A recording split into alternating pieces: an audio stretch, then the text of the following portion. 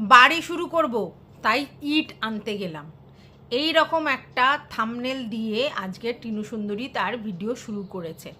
আর যেই না এরকম একটা ভিডিও শুরু করেছে তখন ভার্চুয়ালি টিনুকে যারা সাপোর্ট করে বা ওর ওয়েল উইশার বলতে পারো, তারা মোটামুটি অনেক কিছু বলেছে এবং তারা সবাই ওকে কনসার্ন করেছে এই ব্যাপারে যে যদি তোমার নিজের নামে বাড়িটা লিখিত না হয়, মানে তুমি যদি কোনো রকমভাবে তোমার পোর্শনটা লিখিত না পাও, তাহলে সেখানে ইনভেস্ট করো না, ঠিক আছে? আর কতবার ইউজড হবে, কতবার তুমি এইভাবে টাকা ঢালবে? তো এই ব্যাপারে আমার তাদের সাথে একটু দ্বিমত আছে এবং আমি এই ব্যাপারে কিছু কথা বলতে চাই। যদিও অনেকে বলেছে এটা হয়তো টিনুর শুধুমাত্র কন্টেন্ট, যতক্ষণ না বাড়ি শুরু করছে ততক্ষণ টিনুকে বিশ্বাস নেই, মানে না আঁচালে বিশ্বাস নেই। প্রথম কথা হচ্ছে, টিনু এখানে বাড়ি করবে বলছে, বাড়ি মানে কিন্তু একটা স্বতন্ত্র বাড়ি, সেটা কি টিনু করবে, নাকি ওদের যে ঘরটা রয়েছে সেই জায়গার উপরে ঘর করবে? দুটো কিন্তু তফাৎ আছে। একটা হচ্ছে পাশের জায়গায় যদি নতুন করে ও বাড়ি করে তাহলে সেটাকে বলে বাড়ি, আর যেই বাড়িটা রীতিমতো দাঁড় করানো আছে সেই বাড়িটায় যদি ও একটা ঘর করে ওর নিজের জন্য, মানে ছাদে, তাহলে সেটাকে বলে ঘর করা। দুটোর তফাৎ অনেক।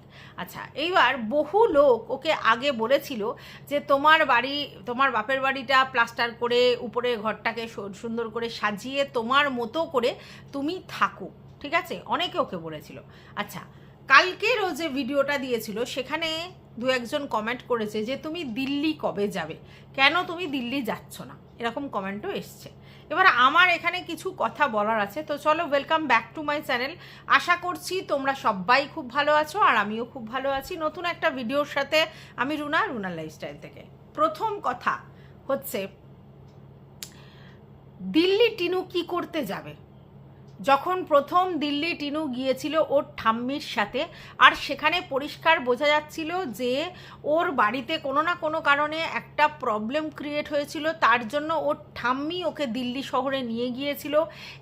ওর বাড়ি ঘুরে তারপরে ছোট ঠাম্মিদের বাড়ি ঘুরছিল এবং সেখানে থাকতে থাকতে ছোট ঠাম্মিরা ওকে একটা ফ্ল্যাট দেখে দেয় এবং সেই ফ্ল্যাটে সে থাকতে শুরু করে, এটা আমরা জানি। এবং তারপরে যখন সেখানে তড়িঘড়ি করে ওর মায়ের কি একটা কারণে ও এমার্জেন্সি এইখানে এলো, মানে ওদের হাসনাবাদে এলো, তারপর ঠাম্মিও ওর সাথে এলো এবং তারপরে দেখা গেল একদিন পর ঠাম্মি তার মেয়ের বাড়ি চলে গেল এবং তারপরে লাপাতা ঠাম্মি হয়ে গেল এবং সেখানে টিনু থাকার পরে আবার টিনু দিল্লি গেল এবং সেই সময় টিনু কিন্তু বাগান কাকিকে নিয়ে গেল এবং অনেকেই ভাবলো যে এইবার থেকে হয়তো বাগান কাকি আর টিনু একসাথে থাকবে এবং রীতিমতো সেই ফ্ল্যাটে টিনু এবং বাগান কাকি থাকার পর বাগান কাকির জন্য টিকিট কাটা হলো, বাগান কাকি চলে এলো এবং টিনু ওই ঘরটা ছেড়ে ওকে ওর মাসির ছেলের বাড়িতে থাকতে হলো। ওই ঘরটা যে ওকে ছাড়তে হবে এটা খুব স্বাভাবিক, কারণ ওইটা ওর ঠাম্মির দৌলতে ও ঘরটা পেয়েছিল।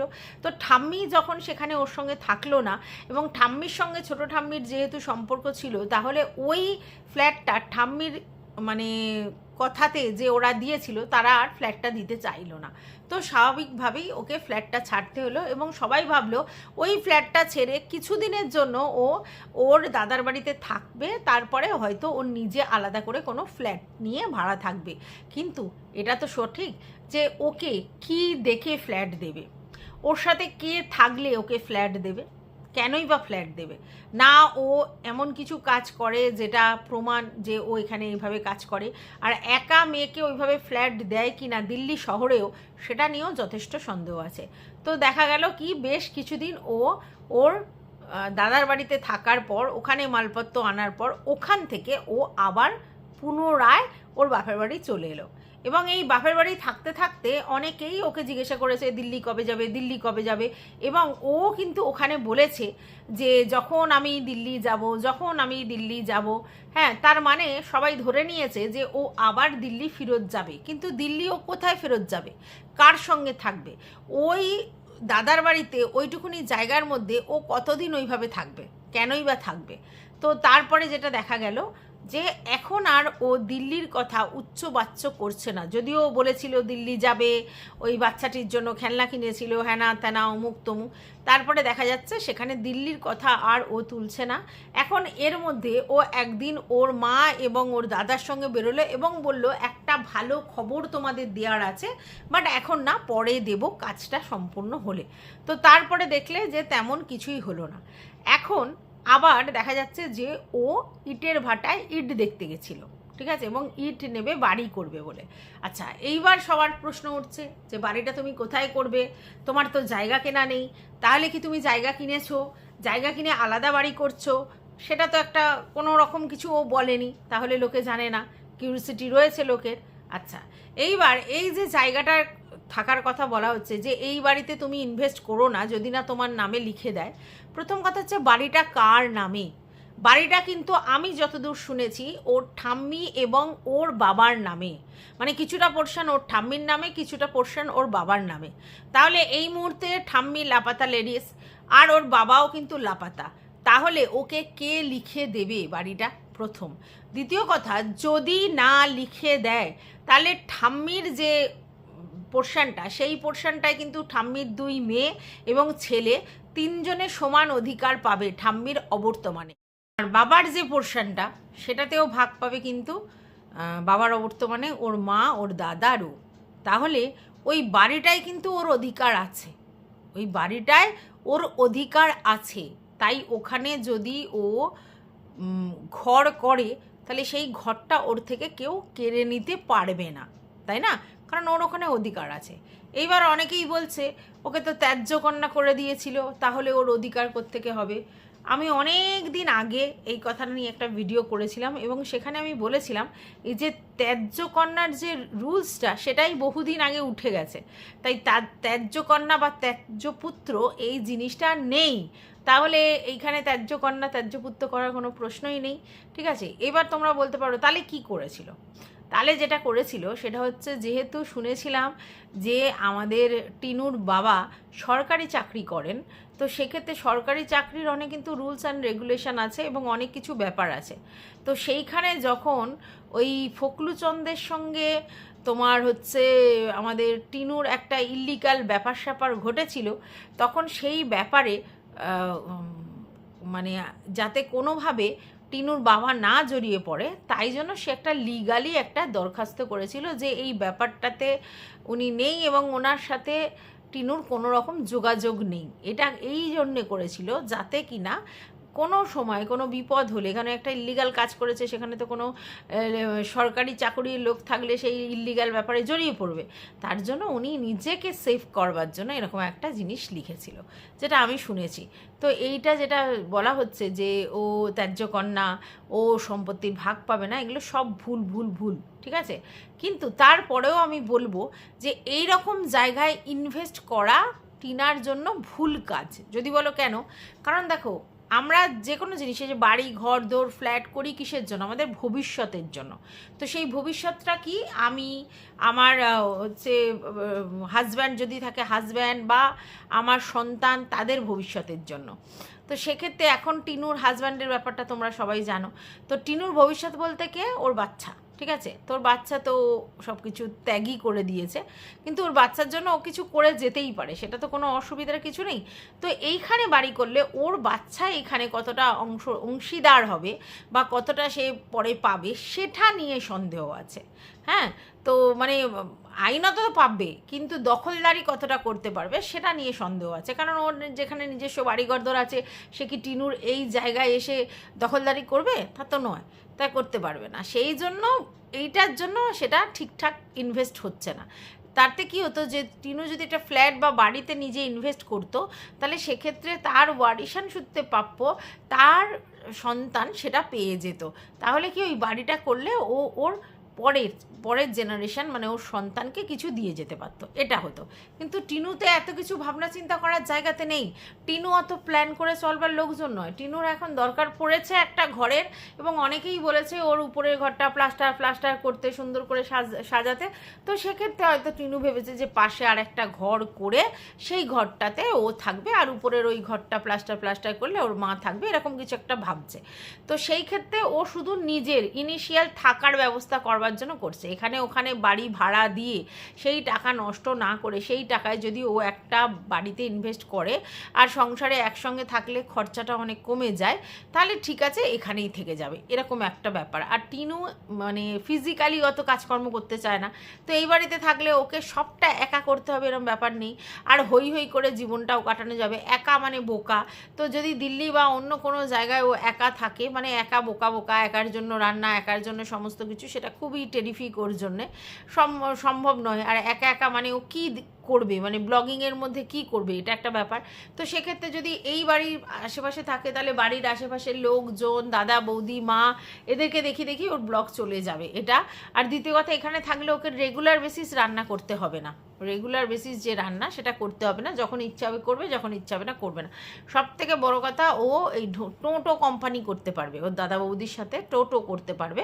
তো সেটা ওর কাছে বড় ব্যাপার। তো ইনিশিয়ালি থাকবার জন্য হয়তো একটা ঘরে ইনভেস্ট করছে, আর সেটা আমার মনে হয় না খুব মানে নির্বুদ্ধিতার পরিচয়। কারণ এই মুহূর্তে বাড়ি করতে গেলে যে ব্যাপারটা, প্রথমত জায়গায় ইনভেস্ট করতে হবে, জায়গা কিনতে হবে, তারপরে তার ভিত তৈরি করতে হবে, তারপরে একটা বাড়ি 2 কামরার ঘর করতে হবে, সেটা যথেষ্ট টাফ এই মুহূর্তে। টিনু যা ইনকাম করে সেই জায়গা থেকে, হ্যাঁ যদি ও অনেক টাকা জমিয়ে রাখে তাহলে সেটা আলাদা কথা, যে অনেক টাকা জমিয়ে রেখেছে সেই টাকা দিয়ে ও বাড়ি করার চিন্তা ভাবনা করছে, তাহলে আলাদা কথা। না হলে নতুন করে এখন যা ওর ইনকাম, সেই টাকায় বাড়ি করে সংসার চালিয়ে যথেষ্ট টাফ। কিন্তু যদি ও ওই বাড়ি ভাড়া না দিয়ে সেই টাকায় যদি বাড়ি করে, তাহলে ঠিক আছে। এইবার আমরা তো জানি না, যতক্ষণ না ব্যাপারটা ও পুরোপুরি ডিসক্লোজ করছে, আমরা জানি না যে ও সত্যি বাড়ি করবে কি ঘর করবে, কি বাপের বাড়িতেই ইনভেস্ট করবে, নাকি জায়গা কিনে রেখেছে সেখানে বাড়ি করবে। তবে আমি একটা কথা বলি, জমানো টাকায় বাড়ি করাটাতে আমিও মানে আবার খুব একটা অ্যাপ্রিসিয়েট করার মতো জায়গায় নেই। কারণ এই মুহূর্তে ওর ভবিষ্যৎটা কী, মানে টিনুর ভবিষ্যৎটা কই। তো সেই জায়গায় যদি ও সত্যিই কিছু টাকা জমিয়ে রাখে এবং সেই টাকা ইনভেস্ট করে ও জমি কিনে বাড়ি করে, তাহলে এই মুহূর্তে ওর জন্য সেটাও টাফ। কারণ এখন যখন বাড়ি করবে, তার মানে একদম হাত শূন্য হয়ে যাবে। কারণ বাড়ি করতে গেলে বেশ কিছু পরিমাণ অ্যামাউন্ট নিয়ে নামতে হবে। তো জমানো টাকার পরেও তার ইনকামের টাকাও সেখানে লাগবে। তাহলে সেক্ষেত্রে ওর ভবিষ্যৎটা ইনসিকিওর জায়গায় চলে যাবে, কারণ ওর কাছে কোনো ফিনান্সিয়াল ব্যাক সাপোর্ট স্ট্রং কোনো থাকবে না। তো সেই জন্য আমার মনে হচ্ছে যে সেটা কতটা যুক্তিযুক্ত হবে, মানে পুরো ইনভেস্টমেন্ট তুলে নিয়ে এসে বাড়ি করাতে কত মানে যুক্তিযুক্ত হবে, সেটা নিয়েও যথেষ্ট ভাবনা চিন্তার ব্যাপার আছে। তবে হ্যাঁ, একটা মেয়ে যার নিজস্ব একটা বাড়ি বা ফ্ল্যাট আছে, সে কিন্তু অনেক এলিজিবল হয়ে যাবে পরবর্তীকালে যদি বিয়ে বা অন্য কিছু করতে যায় তখন। সেটা কিন্তু আবার দেখতে হবে। তো সব মিলিয়ে ওভারঅল আমি টোটালি কনফিউজ যে ও কী করতে চাইছে, মানে বাড়ি না ঘর, নিজের জায়গা কিনে বাড়ি করতে চাইছে না ওইখানেই ঘর করতে চাইছে। তাহলে সেটা আমার পক্ষে এখন তো বলা সম্ভব না, যতক্ষণ না ও ডিসক্লোজ করছে। তাই যেটুকুনি দেখেছি তার মধ্যে দিয়েই কথাটা বলছি। তবে ওই আপনারা যারা বলছেন যে ওকে লিখিত না দিলে ওর বাড়ি করা উচিত, তাই লিখিত ও কোনোদিনই পাবে না। কি করে লিখিত পাবে? ওর বাবা তো এখন থাকেই না এখানে, আর ওর বাবা এসে এই সংসারেই থাকছে না, এখানে এসে টিনুকে আলাদা, ওর দাদাকে, টিনুকে লিখে দিলে কিন্তু দাদাকেও লিখে দিতে হবে, তাই না? টিনুকে লিখে দিলে ওর দাদাকেও লিখে দিতে হবে। বাবা যদি মনে করে যে আমি আমার পুরো সম্পত্তিটা 2টো ভাগে ভাগ করে দেবো, বউকে দেবো না, সেটাও তো হয় না। তাহলে 3জনকেই আলাদা আলাদা করে লিখে দিতে হবে যে আমরা 3জনেই এই বাড়িটার অংশীদার। তো সেটা তো এমনিও অমনিও বাবার অবর্তমানে। তাহলে এখানে লেখালেখির ব্যাপারটা কোথায়? লেখালেখির ব্যাপারটা ওর দাদা যদি ওর সঙ্গে কোনো রকম কিছু করে, তো সেখানে আগে ওর বাবার অবর্তমান হতে হবে, তারপর ওর দাদা যদি করে। তো দাদা করাটা এত সহজ নয়, যেখানে বোন সেখানে সত্যি সত্যি অধিকার পাওয়ার জায়গায় আছে। তাহলে ব্যাপারটা হরজোয়ালি আছে, এবং ওখানে একটা যদি ঘর করে সেই টাকার ইনভেস্টটা এই মুহূর্তে থাকার জন্য ঠিক আছে, ওর ঘর ভাড়া দেওয়ার থেকে ভালো, বেটার অপশান। কিন্তু বাড়ি করার থেকে বেটার অপশান নয়, কিন্তু বাড়ি করার মতো এলিজিবিলিটি এই মুহূর্তে ওর নেই। এটা আপনাদেরকে বুঝতে হবে। লিখে দেবে বললেই কি লিখে দেওয়া যায়? আর কেনই বা বাবা মা বেঁচে থাকতে থাকতে সন্তানদের লিখে দেবে এটা বলুন তো? এটাতে আমি কখনো পক্ষপাতী নই। এই যে খোকার ব্যাপারটা শুনেছিলাম, যে খোকার বাবা খোকাকে লিখে দিয়েছিল, শুনেছিলাম ওর দিদিকে দেবে না বলে, যদিও এখন আবার খোকা সেটা ডিনাই করছে। খোকার বক্তব্য সমস্ত জমি নাকি তার মা বাবার নামে আছে, তার নামে কিছুই লেখা হয়নি। তার দিদি যদি নিতে চায় নিতে আসতে পারে, যদিও আমি যতদূর জানি খোকার ঠাকুরদার সম্পত্তি ওইটা। তা খোকার যদি ঠাকুরদার সম্পত্তি হয় তাহলে সেখানে মা বাবা দুজনের নামে তো লেখা হতেই পারে না। তাহলে তো ঠাকুরদার পরে তার বাবারই প্রাপ্য হয়, সেখানে বাবা আর পিসিদের প্রাপ্য হয়। তো পিসিরা কি করেছে আমার জানা নেই। তো ওর মায়ের নামে কিন্তু কোনো সম্পত্তি থাকার কথা নয়, কারণ ঠাকুরদার সম্পত্তি কী করে মায়ের নামে হবে, তাই না? সেখানে বাবার নামে হবে। এবার বাবার অবর্তমানে মা এবং মেয়ে এবং ছেলে তিনজনে ভাগ পায়। তো সেখানে যদি খোকার নামে পুরোটা লিখেই দেয় তাহলে তো মেয়ে আর মা কিছুই পায় না। তাহলে এখন যদি খোকা বলে যে না সব সম্পত্তি পড়ে রয়েছে, দিদি যখন খুশি এসে নিতে পারে, তাহলে এই ব্যাপারটা একটুখানি টোটালি আমি কনফিউজ যে আগেরটা সত্যি না এটা সত্যি। তো সেরকম আমি এটাতে কোনোদিন সাপোর্ট করি না যে বাবা মা বেঁচে থাকাকালীন কারোর নামে সম্পত্তি লিখে দেয়া, মানে সন্তানদের নামে, একদম সাপোর্ট করি না। আর আজকের ডেটে এই টিনুর বাড়ির ক্ষেত্রেও সেটা বলবো, টিনুর দিক দিয়ে তোমরা বিচার করে হয়তো বলছো যে টিনু যদি লিখে দেয় তারপরে বাড়ি করা উচিত, কিন্তু কেন লিখে দেবে এটা একবার বলো তো? টিনুর বাবা কেন তার অধিকার সমস্ত অন্য লোকে হস্তান্তর করবে? কারণ টিনুকে লিখে দিলে তার দাদাকেও লিখে দিতে হবে, তার মাকেও লিখে দিতে হবে। কেন লিখে দেবে তিনি থাকাকালীন? নিশ্চয়ই দেওয়া উচিত নয়। আচ্ছা, এবারে অবর্তমানে তো সবটাই পাবে। আর টিনুকে ওখান থেকে বের করা এত ইজি হবে না, কারণ ওর অধিকার আছে। লড়লে সে অধিকার 3/1 হলেও সে পাবে, হাফ পোর্শনের 3/1। ঠিক আছে?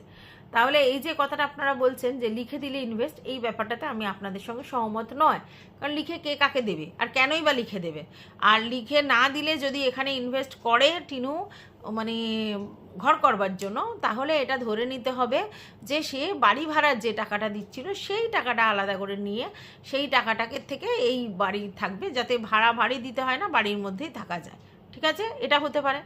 আর বাড়ি করার ব্যাপারটা সেটা নিয়ে আমার যথেষ্ট সন্দেহ আছে। ও যে বাড়ি বলছে, জায়গা কিনে বাড়ি করার এলিজিবিলিটি যদি ওর থাকে বা রেখে দেয় বা সত্যিই ও অত টাকা জমিয়ে ফেলে, তাহলে তো কিছু বলার নেই। তাহলে তো বলবো যে বিশাল বুদ্ধি ধরে আমাদের টিনু। কিন্তু আমি জানি না সেটা কতটা কি সম্ভব নাকি এটা সত্যিই কন্টেন্ট। আর টাকা জমানো, টাকা সেভিংস ওর জন্য করে রাখা এই মুহূর্তে খুব দরকার। সেই টাকা তুলে যদি বাড়ি করে সেটাও বুদ্ধিমানের কাজ হবে না। এই সমস্ত কিছু ওভারঅল দেখে আমি এই কথাটা বললাম। এবার তোমরা আমাকে অন্যরকম কিছু বলতেই পারো, সেটা তোমাদের মত।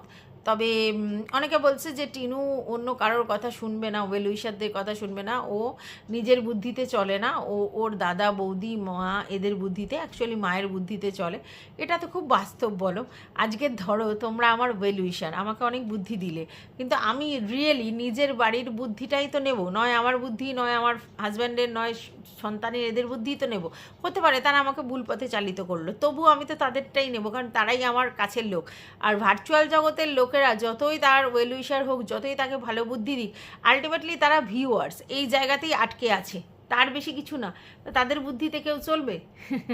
এখানে যারা ব্লগিং করে তারা কেউ তাদের বুদ্ধিতে চলে না, তারা সবাই নিজের বুদ্ধিতে এবং তার ফ্যামিলির বুদ্ধিতে চলে। তো এইটা টিনুর থেকে যদি আপনারা এক্সপেক্ট করেন যে আপনারা ভালো বুদ্ধি দিচ্ছেন মানেই আপনাদের বুদ্ধিও চলবে, একদমই না। ওর বাড়ির লোক আশেপাশে তাদের বুদ্ধি নিয়েই চলবে।